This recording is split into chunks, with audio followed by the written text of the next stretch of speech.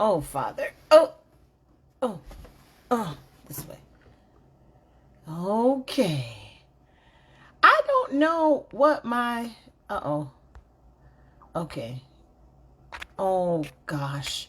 You guys, I was trying to change the brightness on the phone. Anyway, I'm done with that. Okay. Hi. welcome to Worthy Wednesday. Okay, I'm sorry I kept looking for something and I couldn't find it. That's why I kept running back and forth to try to find it on the desk and I couldn't find it. But anyway, welcome to Worthy Wednesday, everybody. It's a little bit after 6 at 6:03. So I apologize for being tardy. You know I don't like to be tardy. First of all, can you guys say a prayer with me? I lost my earring at work and I'm very, very sad. So hopefully I'll find it tomorrow. I took it off and it was in my sweatshirt, so it might be in my car, which is I should probably go look there right now. But anyway, I will be looking at that. Also, I hope you guys are having a great February. This past weekend in Oregon, we had a horrific, and I mean horrific, winter storm. Now, I'm originally from New Mexico, so we've seen winter. I know about winter. I understand winter, but I have never seen it like the girl. When I tell you it was cold outside, okay, cold is not even an accurate description. It was absolutely freezing outside. The roads froze over. Gianna's car got snowed in. You guys, it was terrible. And now it's literally moving across the United States of America. And people in Texas right now have no water. They have no heat. They have no electricity. God in heaven, the weather is unbelievable right now. So I was driving to work and I actually got stuck when I was driving.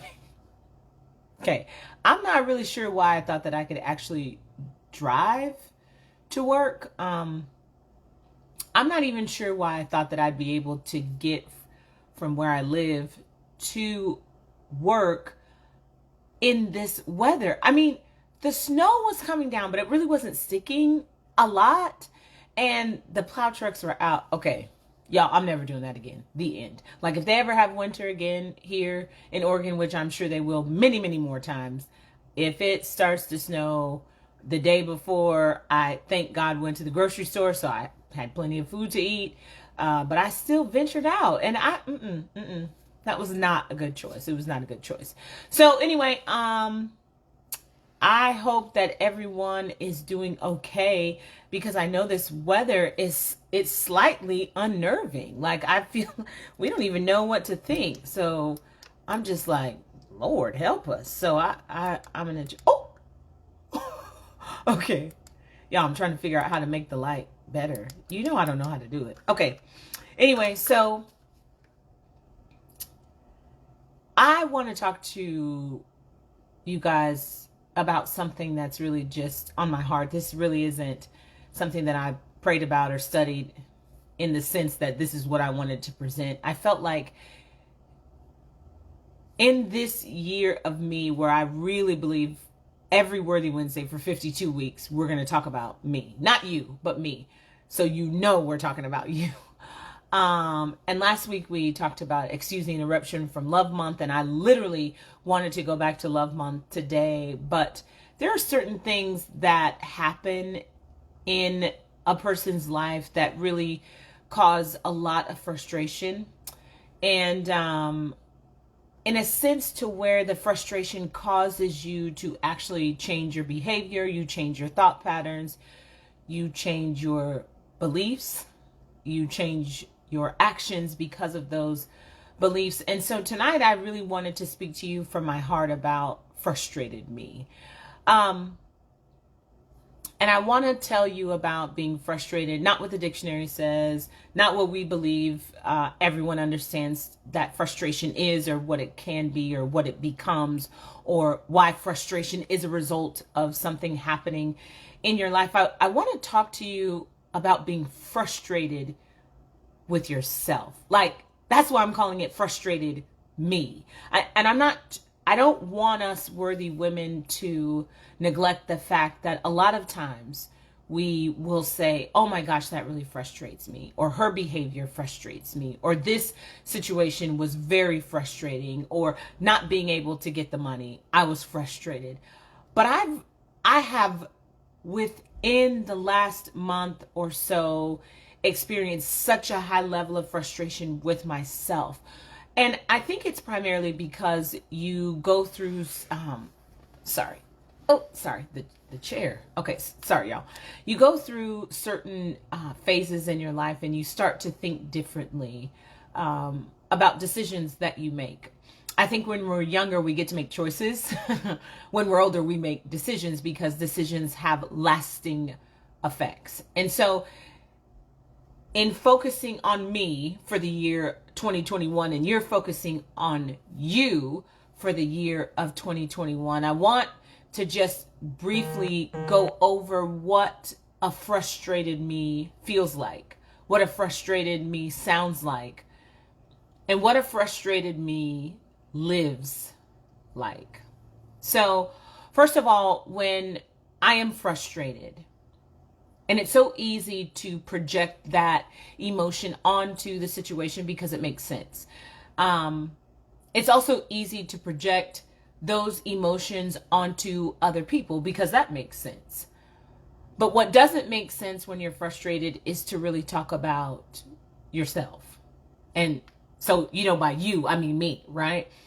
And so in the context of learning about me and who I am and who God made me to be and what are my responsibilities, I can't escape frustration. And I don't know if any of you worthy women have ever felt like there was a time in your life, a particular moment, that everything that was occurring was frustrating. Like there was no relief, there was no let up, there was always an obstacle, there was always resistance. And it became so frustrating that we didn't even take for a moment to consider that I am not frustrated with those things. It's with me. And so I'm going to tell you what frustration looks like. It looks like you're paying your bills on time every month. It looks like you're taking care of your children. It looks like you're taking care of your parents if they're elderly and you need to. It looks like you are being responsible at your job. You are being responsible when you are at home.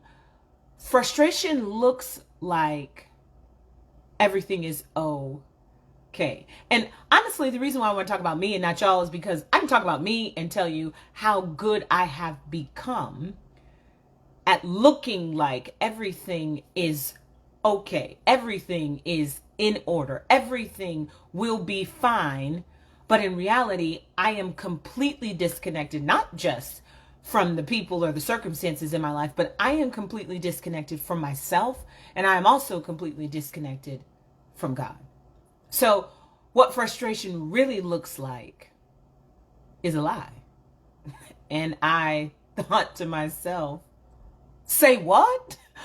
Wait a minute. Are you telling me that when I'm walking around pretending that everything is okay, but really on the inside, what me is doing is crying out for help, I'm living a lie that is saying to people who are close to me, people who could assist me, people who could help me, what I'm saying to them is, I don't need your help. I don't need anything from you. What I'm telling you with the words that are coming out of my mouth is, please do not ask me if there's anything that I need, because I will be forced to not answer truthfully. And I thought to myself, why is it so easy to make frustration look like happiness? Why is it so easy to make frustration look like contentment? Why is it so easy to make frustration look like self-love? Why is it so easy to make frustration look like everything is all good? And I realized today that me, for years. And I'm not talking about when I was younger. I'm talking about when I literally became an adult, like, 25 or 26. Because up until that time, you're still not really an adult to me. I decided that it was easier to not reveal, not just to people, but here's the clincher. I didn't want to reveal it to myself, that I'm literally frustrated with me and the things that I continue to allow, the conversations I continue to have, the unmet desires that no one knows that I really think about all the time because I'm frustrated. But I'm not frustrated with you. I just make it seem like I am, but I'm really frustrated with me that I won't make a decision. So that's what frustration looks like. But then I thought, because y'all know that I'm a talker, I said, I need to know what frustration sounds like. What does it sound like when you're frustrated? Well, I listen to me. And I can only talk about me because this is about me. It's not about you. Y'all, I am naturally inclined. I'm going to say it politely. I'm naturally inclined to use my big girl voice. Okay, let me tell you what that means. That means I will immediately elevate my tone. Number one, probably out of intimidation. Number two, because I want to instill a certain level of fear, because my motive, number three, is control. So for me, what frustration sounds like is, you don't speak to me. And that term, don't talk to me like that. Be quiet right now. It is a form of communication that I honestly want to be saying to me. But because I'm frustrated, I would rather project that onto you, or to my family, or to my coworkers, or to the grocery store clerk, or to the restaurant server, because I can't deal with me in that same manner. Now, how would it look? I don't know if y'all have ever done this. I mean, I talk to myself. Frequently. And sometimes I do answer, and that doesn't bother me because I'm processing it, with whatever is happening, I'm processing it. And so, but can you imagine frustrated me walking around, raising my voice, yelling at me about the decisions I've made? Like, why did I spend that money on that store? Why did I let my child say this to me and it was disrespectful? Why am I still in a relationship with this person who is obviously not the person I'm supposed to be in a relationship with? Why am I still hanging out with these girlfriends who I know aren't good for me? Y'all, but that is not how we talk to ourselves. Wait a minute, not y'all. Okay, y'all, my bad, worthy women. Me. Do you know what me does? Me starts raising my voice and using words and using phrases that change how people see me. See, the problem is it's not that they're the problem. It's that I am so frustrated with the decisions I've made that it is easier. Oh my God. And this is what's crazy. Why is it easier for us to put our frustrations on other people and walk away like we have done nothing?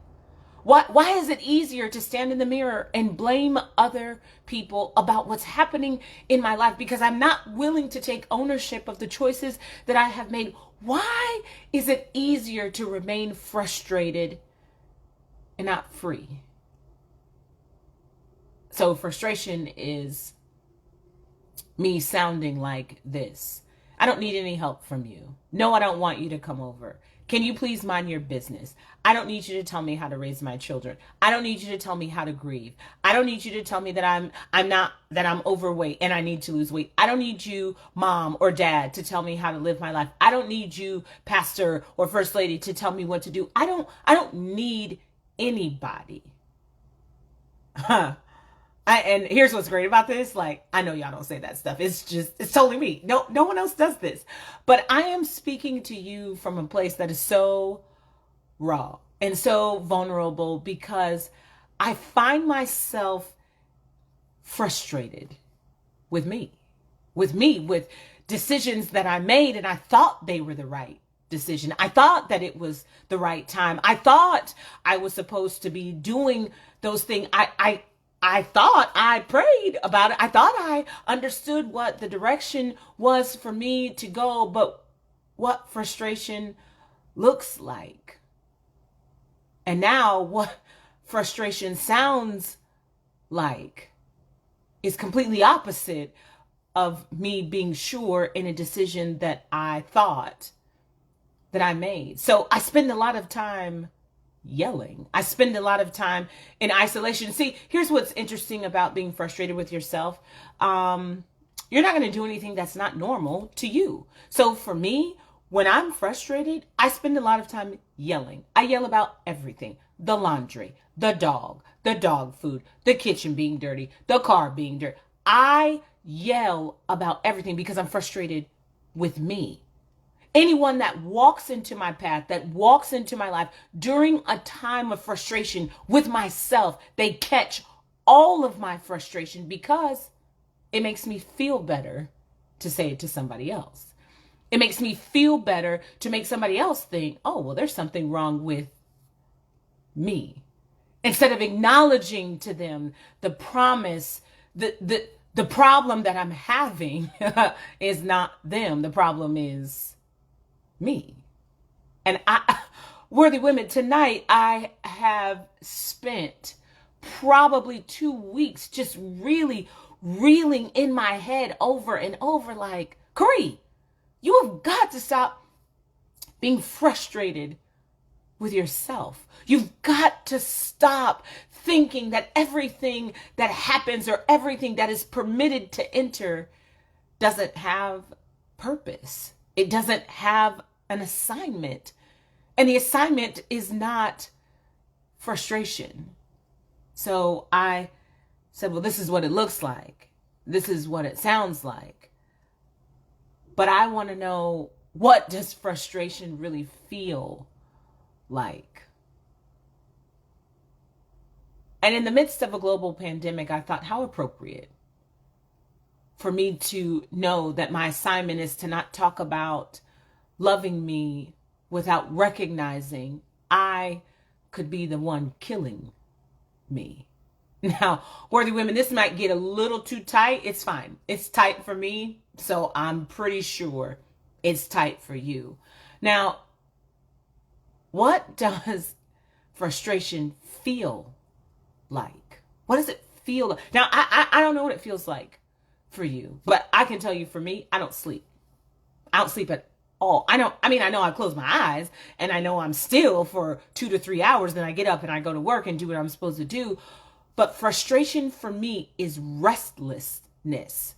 I mean, it's in every area, in my mind, in my thoughts, in my emotions, in the things that I see.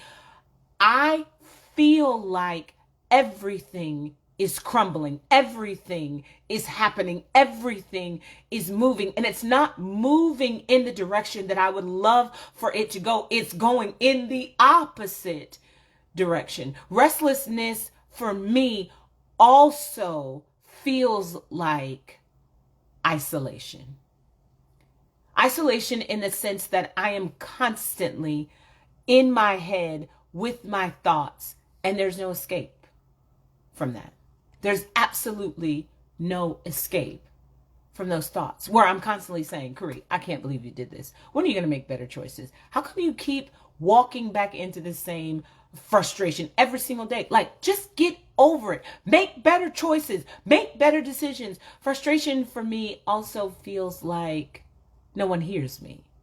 It makes me think that those that know me or those that are close to me don't really hear what I'm saying, or they don't hear the cry that when I'm talking, and maybe I'm using my big girl voice, because that's what I like to call it when I'm frustrated. It's my big girl voice. But in reality, it's just me being mean, and it's me being dominant, and it's me saying, I don't want to talk about this, but I hope you can hear me, even though I'm not giving you any indication that I need anything. Frustration also feels like hate. And not the kind of hate where, like if you hated Brussels sprouts or you hated castor oil. Let me raise my hand. My mom used to give us that back in the day. Hate of who you are. Like me. I hate me.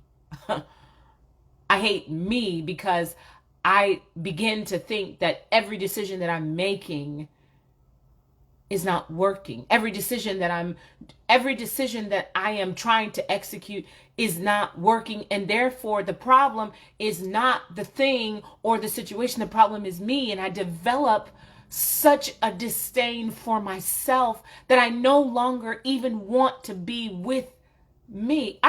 Listen, worthy women, I'm not really sure if y'all have ever experienced that, where you felt hate for yourself, that you thought, I hate myself for staying in this situation for so long. I hate myself for allowing my life to get to this place. I hate myself for not being strong enough. I mean, like, as women, we can ruminate things in our heart and our mind so frequently, things that could kill us. And I'm reminded of the story in the Bible where Mary, when she was told that she would have a baby and she had known no man, okay? She had never had sex before. She wasn't even married. The Bible tells me that she pondered those things in her heart. That means she thought about them. She meditated on them over and over and over. And I'm telling you, that's exactly what happens with frustration. When I'm frustrated with myself, I spend all of my time pondering the reasons why I'm frustrated, the reasons why I can't love myself, the reasons why I hate myself. And what is absolutely essential for us as worthy women to understand, what you begin to think about yourself, your body becomes that. Now, I'm going to give you a real personal example. My mom growing up, she had anemia. I never knew that. Anyway, so when I got married and got pregnant and had Gianna, after I had Gianna, I really had a difficult time with my cycles. Okay, I told you that story about the birth control, but that's not the point. So when I went to the doctor, this was before I had Gianna.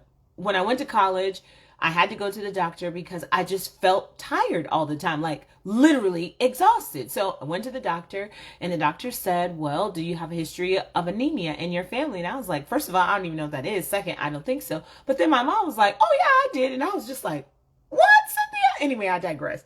So the doctor said, well, your hemoglobin is 3 points below average. Okay. So it was lower than low. So, and I was just like, oh, is that bad? He was like, yes, it's terrible. I said, oh, okay. So they gave me these iron pills to take. They were dark green and it made you had a green stool, right? Which I thought was really cool then. I don't think it's cool now, but I digress. So anyway, I had to take it for 6 months. So some of the side effects of taking it could have been constipation, or I was often more thirsty. And one of the other side effects was weight gain. Okay. Now, I've always been thin my whole life. Not that I feel like I should be more or less, but that's how I've always been.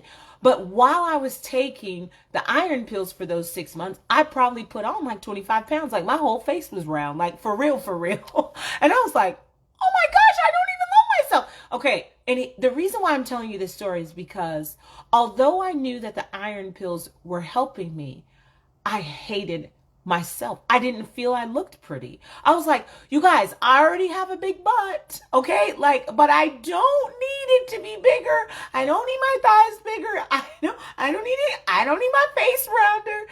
And I literally spent those 6 months being frustrated because I had to take iron pills in order for my hemoglobin to come up so I could feel better. And then I could just do the things naturally that I needed to do in order to always feel better. But I am telling you this story because what frustration felt like for me at that time was rejection. That I thought people only saw me with my big fat round face and they were just like, oh, that little girl is fat. But do y'all know that nobody was thinking that? Here is what is unbelievable about thoughts in your head. Nobody hears them but you and the Lord. Nobody else.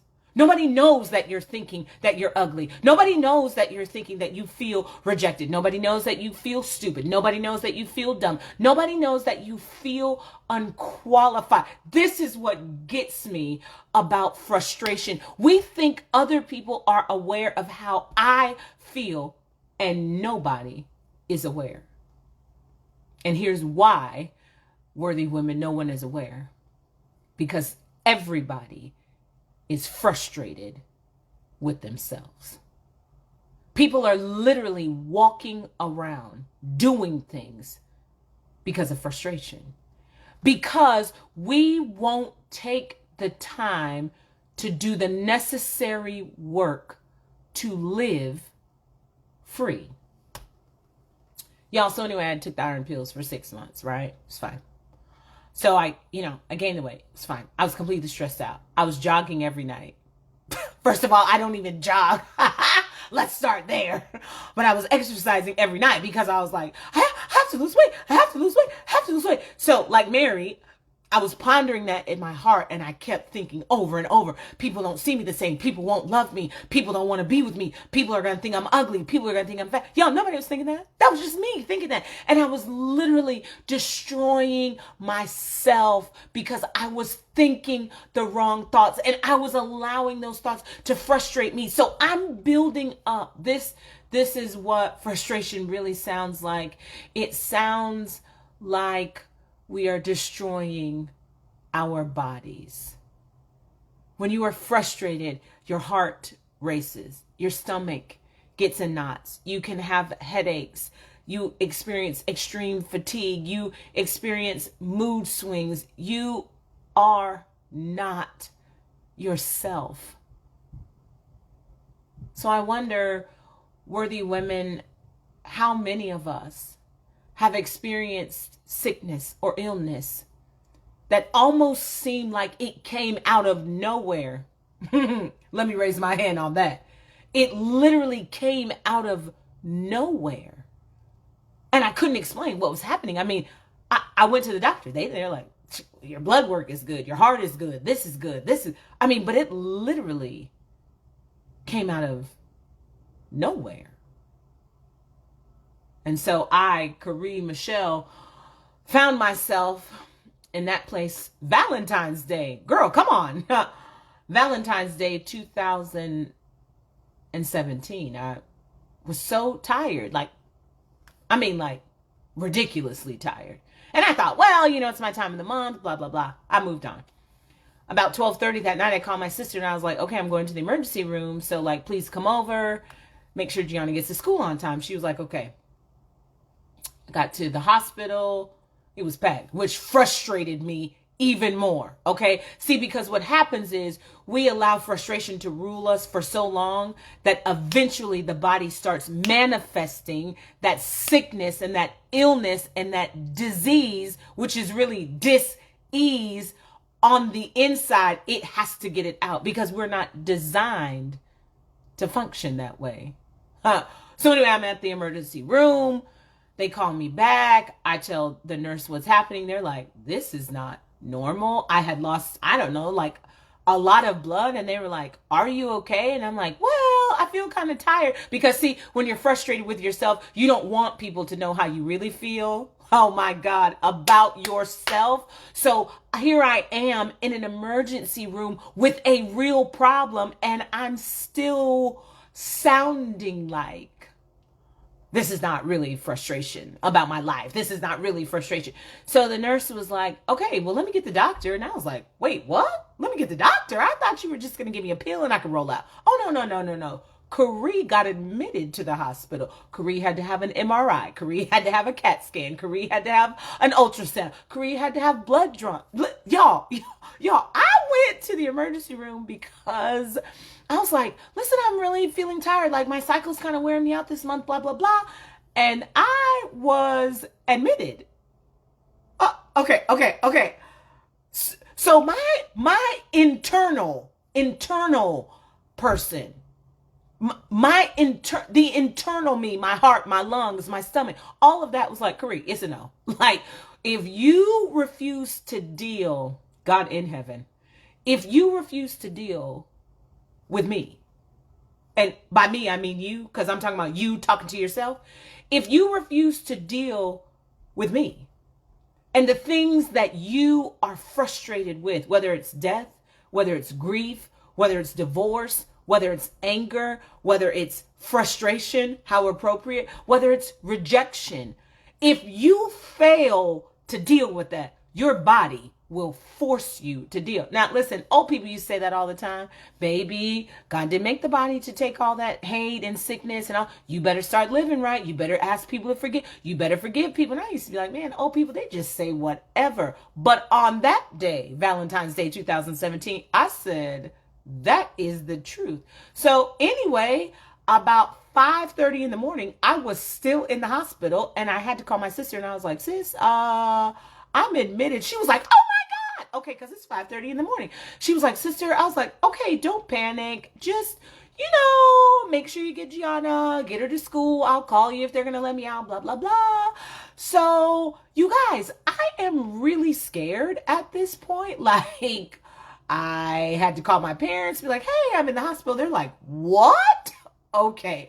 So the doctor's like, okay, we still can't get the bleeding under control, which is a really big concern. And I'm like, what is happening right now? All of this time, worthy women, I never knew that heartbreak could lead you to the hospital. I didn't know that rejection could lead you to the hospital. I didn't know that grief could lead you to the hospital. I just heard that before. I didn't know that fear of missing out. I didn't know that not being loved. I didn't know that abuse. I didn't know that when God doesn't answer the way you want him to answer, could send you to the emergency room. I just thought that you go to the doctor when you're sick and then, you just get whatever you need and everything will be fine. But I realized that day that that's not the truth. Sometimes the warning that you get is so big, like you can't miss it. Like I couldn't miss the warning. Let me tell you, I had only been in the hospital once before that, and that was to have Gianna. Okay, I'd never been in the hospital, never been sick, never had anything go wrong with me physically until that day. And so finally they were able, by the grace of God, to get the bleeding under control. It took them probably about 2 or 3 more hours. And then I was like, excuse me, I'm really hungry. So they finally let me eat something. And then I had to have a follow-up with the doctor. And anyway, it was just a series of medical disasters. And I'm not lying. They were actual disasters. So I transitioned from that into, I then had to go to the cardiologist. Worthy women, when I tell you the month of February in 2017 was life-altering, it was life-altering. I went to the cardiologist and I said, well, I'm just here because my primary care doctor wanted me to have a follow-up because of what had happened. And they said, okay, we'll do an EKG, we'll do this and this, check your heart, blah, blah, blah. I was like, okay, fine. So they did all that. Y'all, why did I have to wear a heart monitor? Y'all, I'm 40 years old. What? I'm perfectly healthy. I've never been sick. Can you hear the thoughts in my head going? Let me just tell you what they were. Am I about to die? Oh my God, who's going to take care of Gianna? What should I do? Oh my God, what about this? I never went to law school. I want to be this. Oh my God, Jesus, what is happening? Like, these are the thoughts I was having. Like, what is wrong with me? I've never been sick. What? Why is everything happening to me? This is because of this. I hate these people. Like, I'm in the cardiologist's office. They got me hooked up to the EKG. And then they say, can you wear this heart monitor? I had to wear a whole month, 24 hours a day. I could only take it off to shower. This is what frustrated me feels like. Where my life was just completely out of control. I don't know if y'all have ever been there. I'm gonna just raise my hand for me because I've been there. That was probably one of the biggest moments where I just felt like everything was happening and it was terrible. And all this time, I never knew. All this time, worthy women, I never knew that my thoughts and my decisions about me and about things that I had done in my life, places of fear, places of rejection, places of hurt, places of sorrow, places of sadness, even places of joy. I had no idea that I had become frustrated with myself. So anyway, praise be to the Lord. Everything worked out with my heart. I mean, it was a pretty long ordeal. They found a leak in it. So many things had happened. Anyway, the doctor determined that I was probably born with that and it had never bothered me before. So he said, yeah, I'll see you in 2 more years. Okay, praise be to the Lamb. And I just kept it moving. But it was then that I realized I've got to deal with me. And worthy women, I'm telling you, I don't care if you're 16, 26, 36, 46, 66, 76, or 89. You have every opportunity every day that the Lord gives you breath to deal with yourself. And that is why this year is completely about me. It's not about anybody else. It's not about my kid. It's not about my parents. It's not about my sister. It's about me. It's about me getting myself together because I am tired of living frustrated. The life I want to live, worthy women, is a free life. I want to be free in my mind, in my heart, in my life. So during the month of me, I felt like it was critical for me to talk to you about something that was real. Not something that I know or I heard of, or I was like, oh, this is a good story, I can tell this. But this was Caree Michelle Copeland, lying in a hospital bed, having her, at that time, she was 15, almost 16-year-old daughter, looking at her mom like, what's wrong with you, Mom? Like, are you okay? Wake up, get everything together. And that too added to my frustration because I said, what kind of mom gets sick? I mean, isn't it crazy how we say that to ourselves? Like, we don't have time for sickness. We don't have time for this. We don't have time for this. But worthy women, if we don't start making time to deal with the things that have changed our lives, they're going to change them again. And sometimes the change comes as dis-ease, and you have to be so careful that you don't make an excuse, that you don't pass the buck to other people, but you stand flat-footed and say, I'm frustrated with me. This is not the life I wanted to live. This is not the job I want. This is certainly not the money I wanted to make. This is not how I thought my life would be. But most of us have spent our adult lives making decisions because of the situation or circumstance that we find ourselves in, and we just keep adding to the frustration. So my challenge tonight is to really take a moment and think about, what does frustration look like? What does it feel like? And what does it sound like for you? Because the purpose of this group is, to have fun and do the conference and do everything that I believe I'm supposed to do. But my real assignment is to change, not just y'all, but to change me. And by changing me, I'm challenging you to change you, because all of those who know you and love you will see the change and want to do it too. So this week, when I found myself not sleeping and not eating and using my big girl voice, I realized that frustration was yet again at my door. And so I decided that it was important for me to find out the source. And that's what you need to do, worthy women. What really frustrates me? What is it? Because it's not the things that we name on the surface. It's the things that we've been silent about for 10, 15, 20, 25, or 30 years. Those are the things that have kept me frustrated.